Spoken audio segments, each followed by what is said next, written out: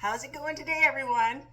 Why do introverts struggle with low self-esteem? This is the topic of discussion today.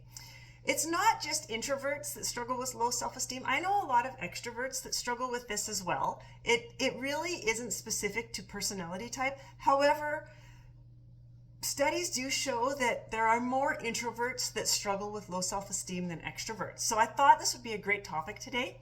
And I've heard lots of introverts question this, especially the INF personality types, all right? So if you struggle with this, or if you're just curious, stick around. You might find it interesting. If we haven't met before, my name's Trina Bretnell. I'm an introverted soul igniter. What the heck is that, right? I like to show up and provide self-awareness, clarity of purpose, and help introverts see their potential. Oftentimes it's potential they didn't even know that they had. I talk a lot specifically to the INF personality types. I am an INFJ myself, so I'd like to talk about INFJ, INFP things, just because I can relate to the struggles, and there are a lot of them for us INF personality types, especially when it comes to self-esteem. INFJs really struggle with self-esteem, and that majority of us do. We really, really struggle with it. So that's what we're talking about today. If that's you, or you're going to find this interesting, then stick around. I think it's going to be fun. All right, let's get into it so I don't hold you guys up too long. So why do introverts struggle with low self-esteem? The number one reason I feel myself is because our entire life, right from being a small little introverted child, we're told we're wrong. Everything about us is wrong. We're wrong because we're quiet. We're wrong because we didn't talk. We're wrong because we don't have enough friends. We're wrong because we don't want to go to social events. We're wrong, blah, blah. The list just keeps going on, right? We're wrong. So when you hear that constantly, it really hacks on your self-esteem, your self-worth, your self-confidence. Introverts struggle with all of that. But it really hacks on it when you're told how wrong you are all the time. When you're hearing it, you hear it from family members, you'll hear it from friends, you can hear it from relatives, from teachers. I remember back in grade 3, I believe it was my third grade. It was either grade 2 or 3. I was super quiet in school. Most INFJs are. I was really, really, really quiet. I didn't talk a whole lot. And I remember we had portable chalkboards. And yes, I'm like aging myself. We had chalkboards back then, not whiteboards. But it came in on like this great big easel. And she put it in her room. And I remember she moved my desk beside it, almost behind it. And I never ever knew why. As an introverted child, I kind of liked it back there because I got my own space and I got, away from the rest of the people. But on the other hand, I often wondered why I was there. I didn't know if I had done something wrong or if they just didn't want me part of their class and this memory stands out in my head lots. It keeps going all over and over. So that was one thing that really hacked on my self-esteem, was because I really didn't understand why my desk was put there. I mean, I was only in grade 2 or 3, right? I definitely didn't understand it. And I was so quiet, I wouldn't say anything. And yeah, I wasn't sure if I had done something wrong or if I just didn't fit in with the class or what it was. So it's experiences like that that really hack on an introvert's self-esteem. Okay, especially like the INFJs, us. We're misunderstood so often, the INF personality types. From childhood right into adulthood, we're misunderstood, and it really hacks on it. There are many things to do to build self-esteem.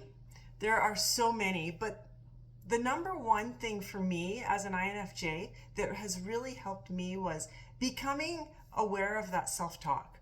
We have a lot of negative self-talk that comes with the low self-esteem. The thoughts that you're having inside your head about, oh, well, I'm so stupid, I can't do that, and what are you doing? You're so dumb, and it'll just keep repeating, right? Or even sometimes you'll say it out loud. I was so amazed. It was quite a few years ago when I started working on myself. I did a training with a lady, and she mentioned about that inner voice, and she said to become mindful for 1 week, to become very mindful about what you say, what comes out of your mouth, and what you think about yourself. And just jot it down and see how negative it was. And it was actually really sad. I really disappointed myself when I did that, because I did it for an entire week, and I really couldn't believe how mean I was to myself. And that is one that really does not help with self-esteem at all. It will keep your self-esteem low, and it'll drag you down even further. So if you struggle with self-esteem, I really do recommend doing that for a week or even 2 weeks, just becoming mindful. You can jot it down or just note to yourself, oh yeah, I wasn't very nice to myself, and change it around. Don't come down on yourself when you are nasty to yourself. Don't come down on yourself and say, oh, I'm being stupid again. No, we don't want to say that, right? Because you're just enforcing that wiring in your brain. Just rephrase it. Say, oh, there it was again. I just need to rephrase it, and just rephrase it. That's the first step. Building self-esteem takes a long time. It's a process. You have to think about how many years it's been that your self-esteem has been hacked on, being pushed down, right?